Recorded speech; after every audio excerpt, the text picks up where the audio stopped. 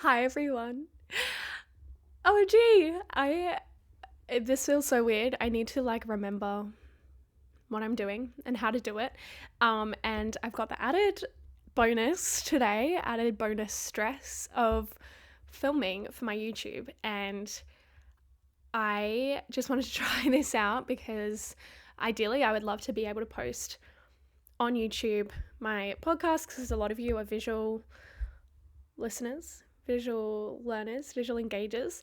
But I also want to provide you with the podcast as well because personally I love just listening to them when I go for walks or whatever. But it could backfire because now I'm hyper fixated on the fact that I'm filming myself. And then also I know that when I do talk for the podcast, I'm often just staring off into space. So this goes for mainly the people watching on YouTube. I might not be looking at you a lot of the time, but I'm here and I know you're here. So maybe I think today might just be a bit of a quick catch up, a bit of a quick re-intro into season 2 of Talking 20s. Because it has been a while since I last recorded an episode. I was on exchange in London and I did a little exchange episode. I reckon that was in February maybe, or January even, and I don't even know what it was about. Because when I tell you that this past 6 months, we're now in August, and these past 6 months have been a fever dream, it feels like not only a different year, but a different life, a different me. I was literally saying to my friend the other day who was on exchange with me, who I met over there, that I feel like I haven't processed exchange, and I just came back and now I'm back into my ordinary life here. And when I think about exchange and living overseas and all the stuff that we did, it doesn't feel like I was there. It just feels like it happened. You guys, just quickly, I wanted to share some of my new favorite pieces of jewelry from Ana Luisa. You have probably seen me wearing them in this video because I have not taken these off. They are such good everyday pieces. I love rings that are so simple yet stunning that I can wear them every day and they just make me feel so put together. And I've also got this beautiful new necklace, which is such a lovely statement piece, but also can be worn every day like I'm wearing it now. I have gotten so many compliments on this necklace. The best thing, in my opinion, about the Ana Luisa pieces is that they are affordable. Ana Luisa also offsets 100% of their carbon footprint. They are completely carbon neutral and carbon neutral certified. And we absolutely love supporting brands and businesses that have the planet in mind. They are also backed by a 2-year warranty, but I have so many Ana Luisa pieces that I try to rotate as much as possible. I've got their beautiful earrings, which I don't have in right now, sorry, but I have so many of their products and they are extensively tested against tarnishing and damage, and they last so well. Every single time that I look on the Ana Luisa page, I'm always overwhelmed with choice because every design is so freaking beautiful. You guys can use my code Taylor20 to get 20% off at Ana Luisa, which is such a bargain. And they have free shipping in the US and affordable shipping worldwide as well. So no matter where you are in the world, you can get onto analuisa.com. The link is in my description along with my discount code. Thank you so much to Ana Luisa for supporting today's video and podcast. So I actually, after that conversation, once I realized that that was the case and she agreed, I've been creating a photo album or photo book. I'm not sure how I'm going to do it yet, but for exchange, mainly as a process for me to go back through all my photos and be like, whoa, you actually did go to France. You did, we were in Paris and that happened, because I also don't want to move on from my life and just not actually process and be grateful for everything that I experienced. Quick tangent there. That was not where I was meant to start the podcast today, but that's kind of the headspace that I'm in, I guess, at the moment. So where do I even start? I guess today with this episode, it's mainly just a way for me to kick off this season, because I have been wanting to start the podcast back up for a little bit now, and a lot of you have actually reached out and said, when is it coming back? And I haven't started because I don't know where to start. So I just decided some of the best advice that I have ever received in uni particularly was just start. And for some reason, for me, that is so difficult. I used to struggle with assignments and like essays, big essays and projects and stuff, because I am such a planner and I'm such a organizer, and I have to have everything so prepared that I would do that for so long that I wouldn't be able to just start, and I would get stuck. And I would have no words written down on a page. I'd have like a billion brainstorms and mind maps and ideas, but actually no sentences written. And I went to a tutor once and I was like, I don't even know what to do. Like, I don't know where to go from here. And they were like, just start. And I was like, cool. I'm so glad that you get paid all this money to tell me that. But it was really good advice, because it's so true. I have taken that on for so much of my, everything else that I've done, because I get stuck in that process of like, even with the podcast, just planning episodes, brainstorming episodes, thinking of all the things that I want to talk about and all the things I want to say, and getting all the admin side of it done. And then I was like, well, at some point I have to just start. So here I am, just starting.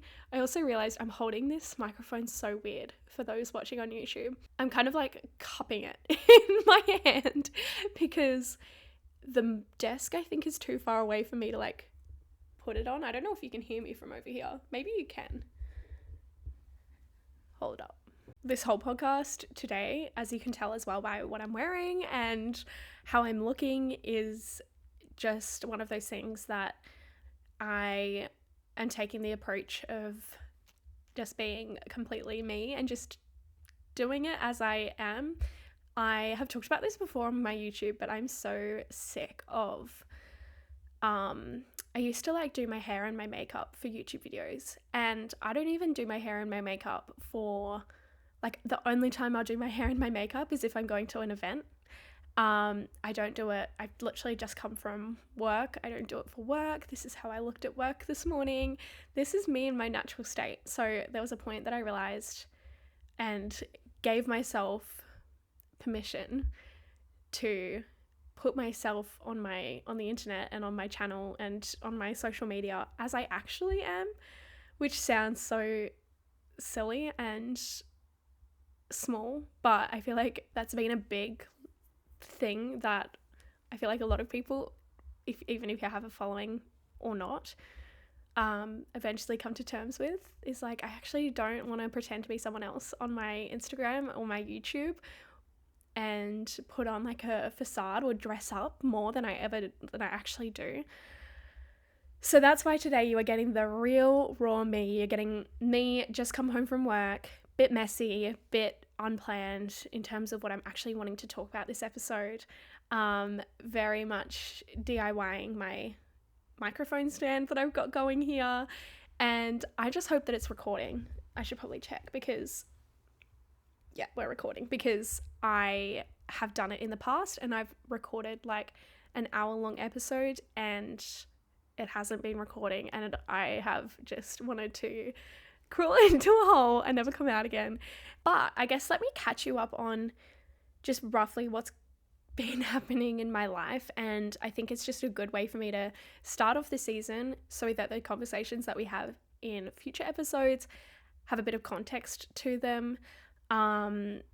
So as I have talked about already, I was on exchange this year. I was there for almost 6 months, like 5 months and 3 weeks in the end. And I was studying in London. I did 3 subjects at UCL and I stayed at college over there. I made so many friends. I did so much traveling, ran out of all my money, and I worked while I was there as well. But I also graduated. So I, like, what is it? Yeah, a week ago, got my official graduation, not certificate, just like the transcript. But because I was on exchange, I can't graduate now until December, like have my official graduation ceremony, which is so sad. But I'm gonna have to wait like another few months before I get to actually get my certificate, I assume, and like get all dressed up and do the whole thing. But technically, I have graduated, and it was very underwhelming.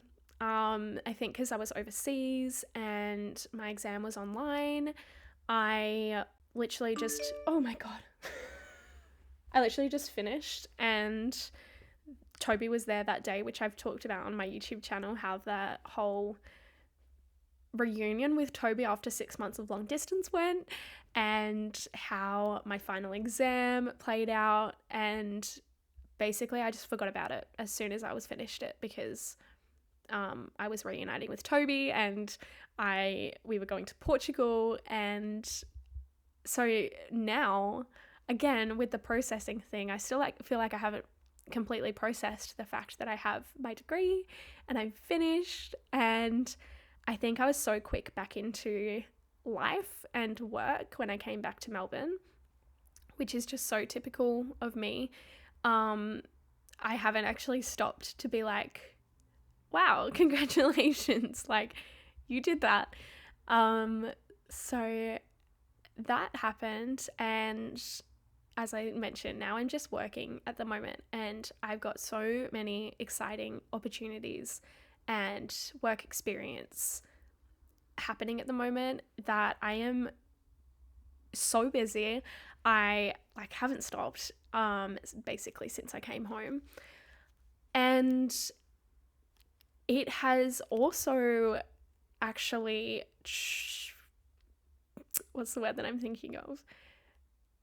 Brought about a bit of a change in my future plan in terms of more studying. And I thought I would briefly mention it today, and I think I'll maybe go into it a bit more in a different episode, but particularly as I flesh it out for myself a bit more, because this is so fresh. But for those who have been following along, you will know that I was a psych major and I did my Bachelor of Science, and my kind of pathway that I was following was to become a registered psychologist. So for me, that meant that next year I would be doing I wanted to do the Masters of Professional Psychology at Uni Melb. And if not that, then I do honours and then Masters in Developmental and Educational Psych. So yeah, that was very much the pathway that I was heading down, and I love psych so much, and I'm so glad that I studied it in my undergrad.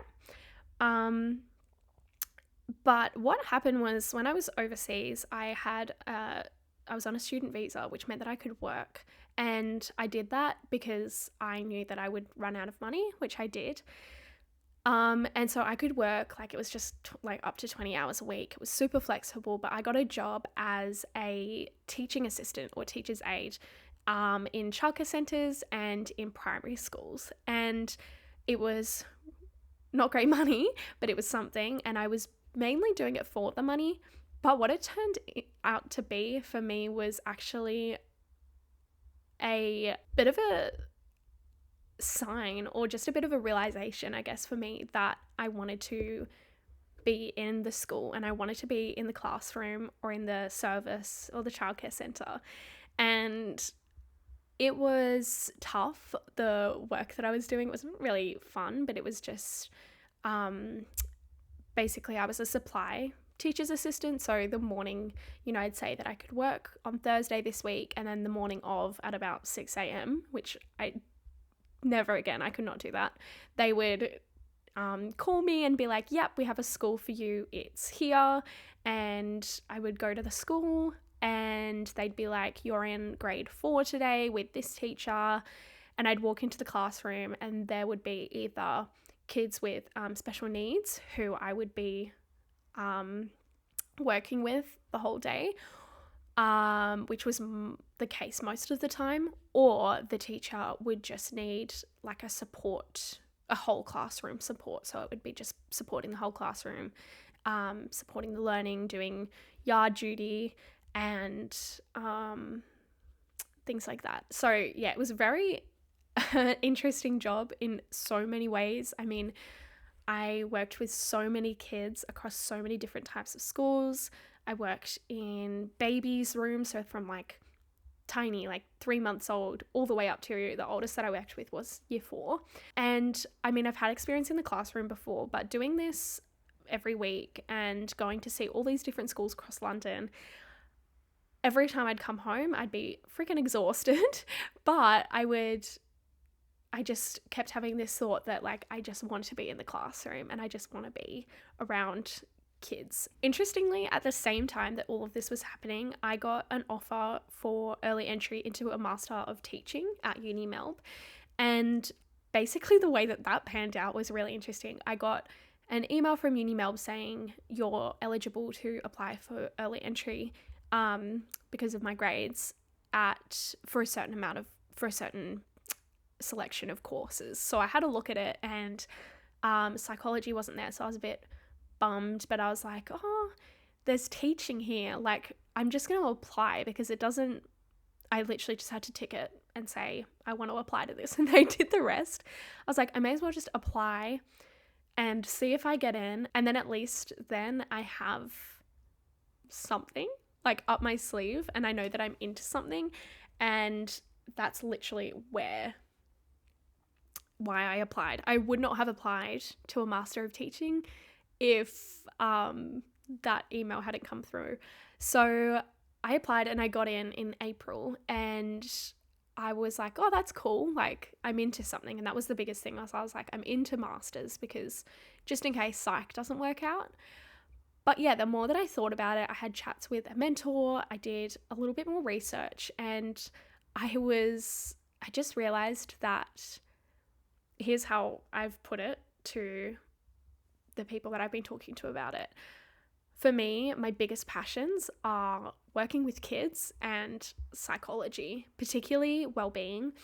That is my purpose. That is what I love. I thrive off. I guess I haven't mentioned this, but I absolutely, until now, I absolutely adore working with kids, and I've worked with them since I was in year 10, and it's my thing. So what I realized was that I wanted to put the working with kids bit first, and then tie psychology into that. And I think before that, what I was doing was I was putting psychology first and then weaving the kids into that. So eventually maybe working as a developmental psychologist or working in a clinic focusing on children.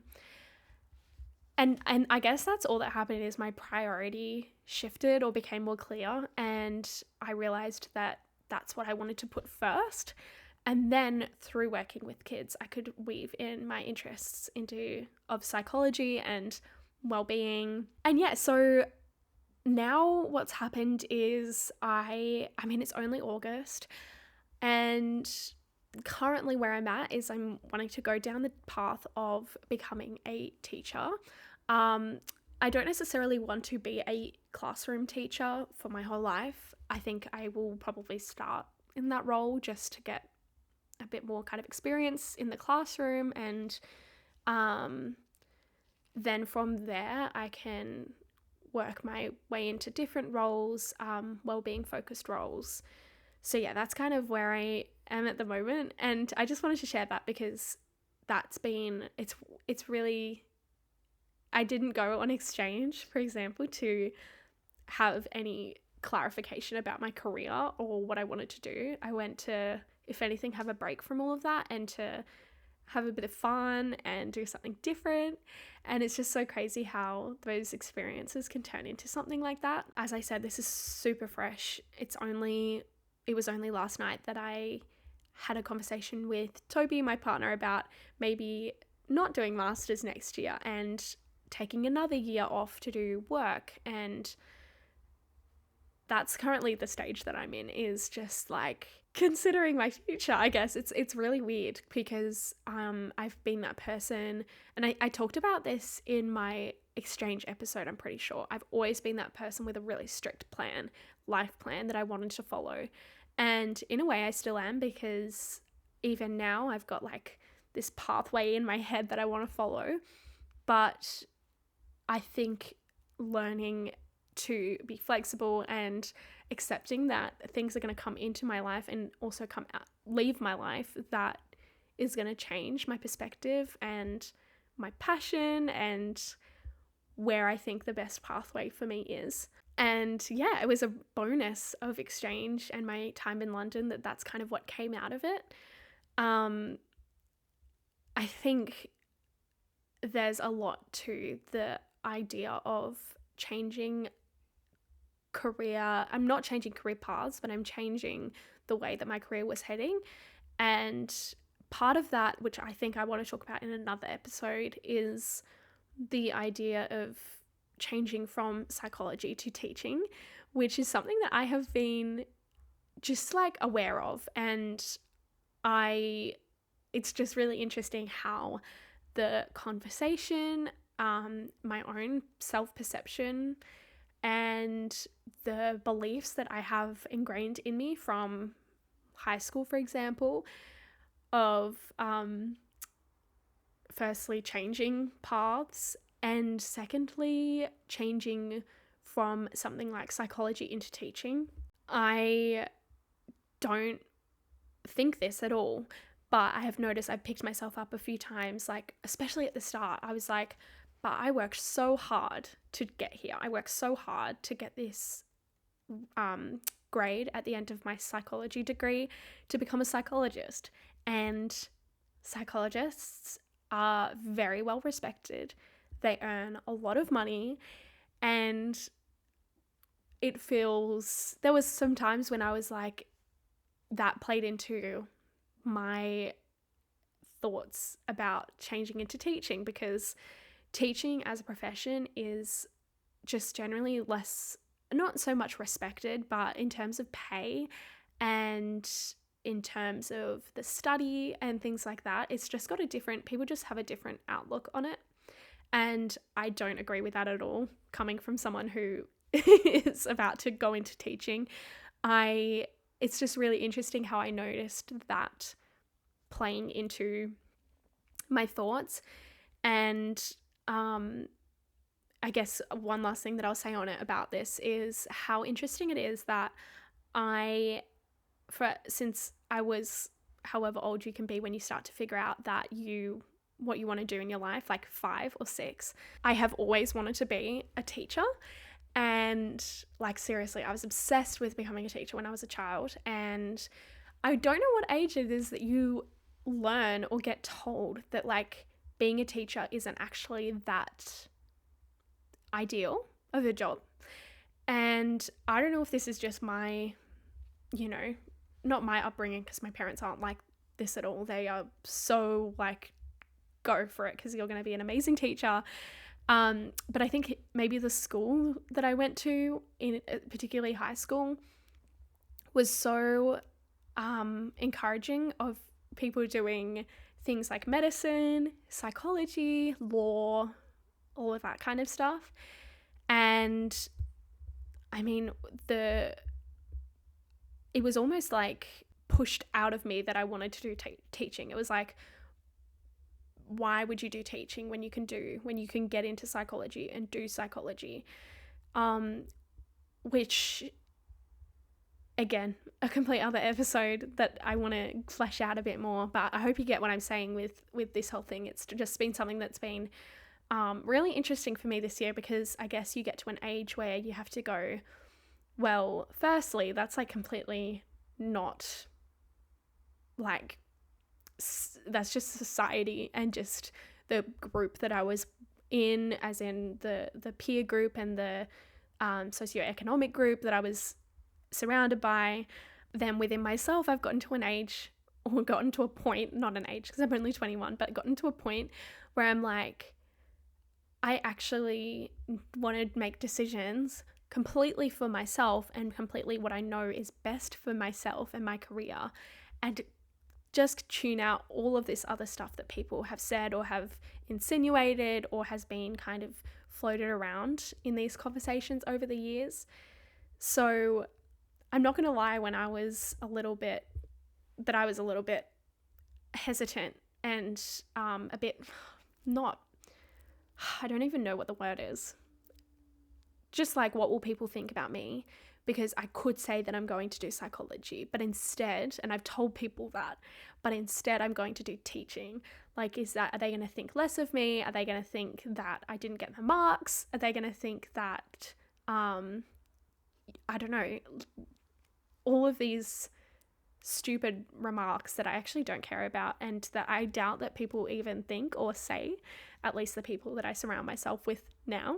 That was a very long-winded way of saying that I am probably going to go into a Master of Teaching, which is so exciting. It's going to happen now. I get so inspired and excited by the thought of my career and what I want to do and where I can go with it that I get teary. I don't know why it happens. And there's been moments that I've just like said to Toby, like, I just want to do it. Like, I just want to start, or I just want to get into it all, because I am like holding it all inside of me.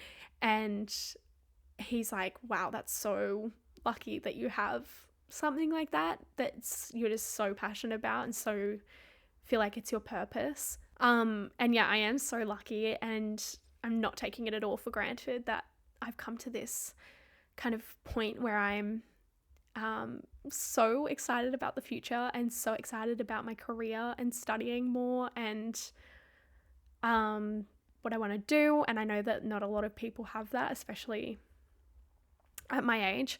So that's why I'm like throwing myself into my work at the moment and constantly taking opportunities to work in different roles, in different settings, and just do as much as I can, because I'm really inspired and motivated at the moment in terms of where I want to be and what I want to do. That was meant to be a whole other episode, but I knew that would happen. I would ramble about it. I guess, yeah, just quickly, like, some other things that have been going on in my life that I'm not going to sit on for too long, but just to kind of give you context, as I said, about future episodes and just like catch you up. What have we got going on? Let me give you a full life rundown. I have moved in with Toby, my boyfriend. I'm in the same room that I was in last year, the same house, share house, but Toby has moved in with me into my room, which has been so fun and so amazing, and I'm just so happy with how it has gone, because it's a huge thing, obviously, moving in with your partner, especially into a share house and with other people here. So that has happened, and I think there's some conversations maybe to be had with Toby, who has expressed, I asked him if he wanted to maybe come on the podcast one time, and he was like, sure, I'll give it a try. So maybe there's some, I think there's some conversations that we could have about that at some point. We got bunnies as well, which probably isn't a podcast episode to be worthy, but we got little bunnies, and you can follow them on Instagram and on my Instagram and on TikTok and stuff like that, if that's something that interests you. I know that some people just like don't care about other people's pets as much as we care about our own pets. So that happened, which has been really fun as well. I have been dealing and working through accepting my chronic fatigue, and that is very much a work in progress at the moment. But that's, also something that's been impacting my life and impacting the way that I think about so many things, including my career and including my workload and including my sense of self and self-compassion and all of that stuff. I'm really working through acceptance and also the medical side of trying to get answers and trying to get better. But yeah, maybe I also have endometriosis, which I'm sure a lot of you know from my YouTube, but I think I would love to have a conversation about endo, about fertility as a 21-year-old, because that's also something that's been really playing on my mind, and I'm in the talks and process of going to get that just checked out, and having conversations about that, which I just think is a really interesting experience for a 21-year-old, and interesting, not saying that I have any issues with it, I probably won't, but having those thoughts at least is something that's really not unique in any means, but probably relatable, I think, for a lot of people, especially with PCOS or endo. Oh yeah, and then I guess the other thing that I wanted to mention is that I'm doing a lot in terms of my own brand and my own platforms and everything. I have some really exciting ideas that I've been working on that is like kind of more like a long-term thing, but I can't really, how do I say this? I'm not at the point yet where I want to share too much about all of that, but what I will share is that I have, as I said, I have a huge passion for well-being, and I have done a few like courses at uni, and I'm doing actually an online course at the moment in positive psychology, just to kind of expose myself more to ideas of well-being and of exercising. What am I trying to say? Exercises, well-being exercises and things that we can do to improve our well-being. And that's just something that personally really interests me, and what I'm trying to do is present it to you guys in like really bite-sized accessible ways that just, you're scrolling on your Instagram and you see a quick post from me, and it's just like a quick idea that you could possibly like ignite something in you, and just like you could take with you for the rest of the day or week or life, hopefully. So at the moment, that's mostly been happening on my Instagram. I've got 3 little series that I'm doing. I've got Wellbeing Wisdom, which is just info about certain ideas of well-being, research, and for example, I'll give you an example of each. For example, the idea of why am I blanking? The idea of grit, or the idea of self-efficacy, and just like what it is and why it's helpful and how we can improve it. Then I've got happiness hacks, which are more like how-to lists of things, just easy things that you can do to improve your happiness and well-being. So for example, the one this week that's going out is all about mindful communication and how to be mindful during conversations with people. And then the third one that I'm doing, which is my favorite, is called Strength Spotlight. And I love the research and whole idea of character strengths, which are, it's all science-backed research led ideas that we all have these specific qualities, and we all have top character strengths that basically make us who we are. They drive our actions, our decisions. It's what fulfills us. So for example, might not come as a surprise to you that one of my top one, actually my biggest character strength is love of learning, because that's what fuels me.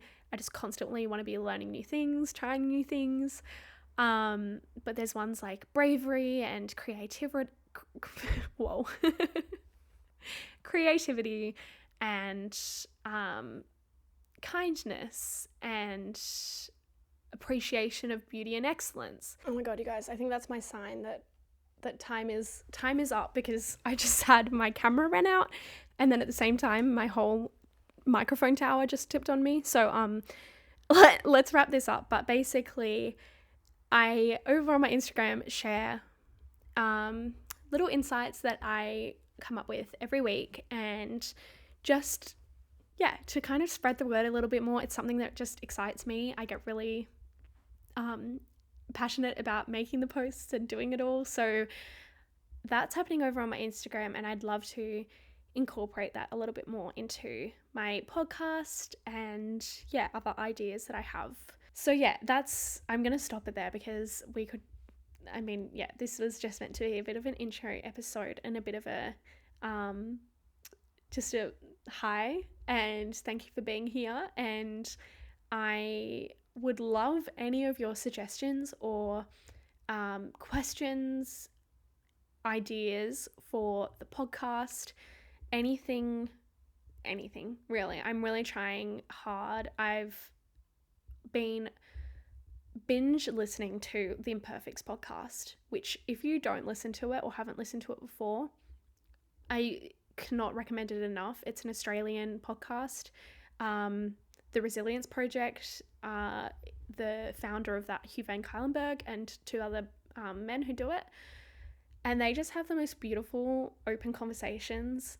And I listen to it going like, wow, like this person has no idea that one little sentence that they said has just stuck with me the whole day. And I guess that's mainly what inspired me to get back into podcasting as well, is that idea that I get it. Like, I get why people listen to podcasts, and if I can provide a little bit of that to someone's day, that's just like amazing. And I'm going to try really hard to work on my vulnerability and to open up, because I want to be an open book, and I get why it helps people, and I think there's a lot of important conversations to be had. At the same time, I would also love to introduce other people onto the podcast. So any ideas like that. I mean, the problem with that is that I am still a very small podcast, and I need to grow a bit more before I can introduce like amazing people onto the podcast, have really amazing conversations. But that is one of the goals that I have for this, is just for it to be an open book. We're talking 20s. Everything is out in the open. So I'm going to leave it there. You can follow me on Instagram at Taylor, Taila White, and at Talking20s Pod. Oh my God, I've got to get the Instagram page back up and running. I forgot about that. And my DMs are always open. My email is always open. I'm much more responsive on my email, which is so embarrassing. But contact.taylorwhite@gmail.com. I'm just going to put that one in there. If you ever need me, that's where, because I'm addicted to my email. I'm obsessed. I need to have an email detox, because I check my email, I reckon 30 times a day, maybe more. Anyways, that's another conversation for another time. Maybe a bit of a digital detox conversation might be good for me and some others. But thank you guys for being here and for letting me talk to you and have this conversation. I am so excited for what's to come, and I will see you in the next episode. Make sure you follow and download and like and rate and all of that stuff. And I will see you soon. Bye.